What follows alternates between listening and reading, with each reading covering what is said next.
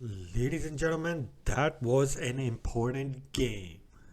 Hello, everyone, and welcome to Let's Talk Raptors. I'm your host, Sham, my channel where you get reviews, analysis, predictions, and hot takes on all things Raptors as well as some NBA.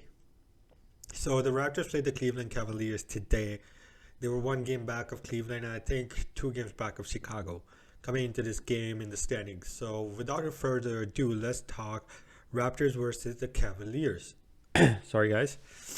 So the Raptors, this game basically started off with Cleveland going on a run 10-5, and then Nick Nurse calls a timeout. And, we didn't have Gary Trent Jr. today, even though we did get OG Anunoby back, and I'll get into how he played. But the Raptors finally bring their heat. They realize that this game, can get out of hand, and they put their foot down on the defensive end, and then Pascal just starts to go off on the offensive end. And I think it was a, what was it, 14-2 run. And the Raptors eventually take, I think it was a 10-point lead going into the end of first quarter. And then pretty much throughout the whole game, the Raptors didn't let up. The Raptors made sure they were finishing on the bucket. Chris Boucher was a monster getting to the rim, rebounding, bumping with Kevin Love underneath the basket and Lauri Markkanen. And Pascal was doing his thing throughout the whole game, man. He was doing 3-point shots. Like, he was not missing. I think it was 5 or 6 going into in the third quarter. He had like 3 3-pointers in the third quarter, and he was just feeling it. He was freaking Siakam Curry today. And, that was like the Raptors never let it out after they got about, I think, a 16-point lead in the mid-third quarter. Eventually, the Cleveland did cut it down to about, I think, about 6, but we never got below 6. The Raptors always made a run right after the Cleveland's run. And the Raptors eventually win this game. Let me see, how much was it? I forgot about it. Yeah, 117-104. And the highlight play was a dirty play. So what happened was, I think it was this third quarter. Basically, Evan Mobley has the ball down right at the top of the free throw line. And I think it was Chris Boucher or Precious Chua. One of those guys were trying to get a charge. So Mobley drives down the basket and just dunks one-handed, knocks Chris Boucher on his ass, and gets a blocking foul out of it. And you're like, oh man, that was dirty. But Scotty Barnes did an even bigger one.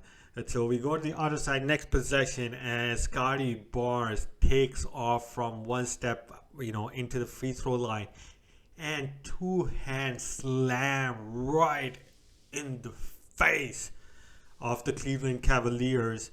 And it was just beautiful. You could see him soaring in the air. And another highlight play I could say was Pascal, man. There was this play in the mirror. He was just feeling it, and I think it was before he got called out of the game. I think we were up by 10, and Pascal did this, one-on-one. I think it was against Stevens, and he, gets right up top of the key and shoots a shot and gets fouled on it and puts it up by 13, and that was pretty much the end of the game at that point, because no matter what Cleveland did, Pascal had an answer for them. And you guys will likely see where I'm going with this. And the MVP for this game has to be Pascal Siakam. He put up 35 points, 5 rebounds, and 6 assists. And this guy was just out of his mind because Freddie didn't have it going today. Kem Birch was in the lineup starting. He didn't really get much minutes. Other than Chris Boucher and, what's his name? Pascal, nobody really was firing on all cylinders. Precious was struggling. OG, it was his first game back, even though he did look good. And Freddie just made key timely plays every time they cut it down to 6, a lead of 6. But he didn't have that great of a game, and it's understandable. His knee is still hurting him. But he held Garland, I think it was to about 13 points on the defensive end. So that's something that, Freddie brought to the game today. But MVP's got to go to Spicy P. And that goes into my first key takeaway. I think Pascal is playing like an all-NBA player. And I think today was especially important for him. Number one, it was against the Cleveland Cavaliers. And, standings matter. And nobody else had it going. But there was another aspect to it, which was that he was playing in front of his home crowd, full capacity. I think this was the first game, or first important game. And I think he came out wanting to show the Raptors fans who doubted him and, things that some of the Raptors fans have said about this guy. And he wanted to show them, hey, I am an all-star. I am a superstar, even though, American media might not talk about me. And I can carry this team. I might not, be a closer, but I'm going to carry us until the finishing line. And then if somebody wants to take over, let them. If they don't, I have the balls to do it, win or lose. And that's something I really liked about Pascal today. He just carried us on his back, and then everybody just went along with him. And that's something you expect from your, max player to do. The second key takeaway I have, guys, is I think OG looks pretty good, even with the broken finger. I think he still had it wrapped today. He was dribbling the ball a little bit better. He was getting into the post. He was getting physical. Yes, he has some, time to go before he was going to be able to play 38, 40 minutes a game. But he looked pretty good, and the defensive end, he did help us because we held the Cleveland to 104 points. And, he was he did a good job on, I think it's Isaac Okoro is his name. And, everybody that was coming in, CD Osman. And I think OG is coming, he's going to recover. I'm not thinking that he's completely regressed, but due to the injury time off, but he's doing well. And he looked pretty good today.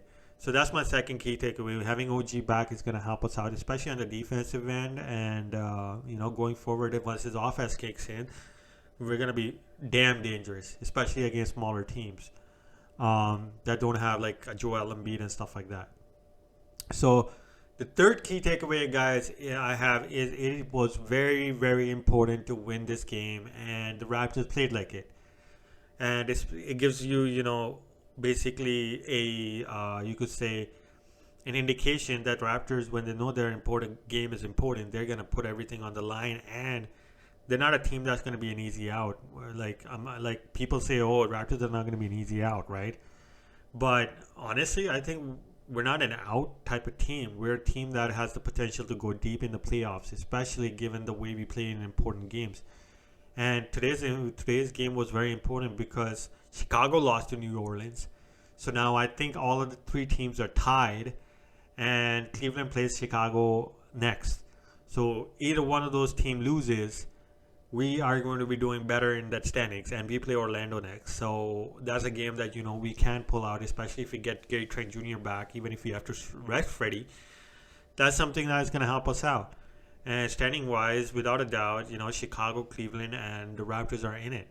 And the Raptors have shown the ability to play big games and finish the big games and make sure that it doesn't even get close like it did today. 6 point, I don't consider it close in the late fourth quarter or early fourth quarter, because there's still about 10 minutes left. So the Raptors are a good team to play. Good team. And especially when we get healthy and our coach, he has the right schemes against the right teams other than freaking Detroit. I have no idea what the hell's up with that, but I have confidence in the Raptors. They're not a team that you would say, hey, they're not going to be an easy out, even though I did say it.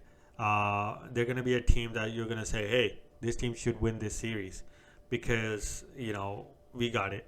Honestly, watching us play against good teams like Cleveland, like Brooklyn, like, Phoenix, Denver, we beat them all.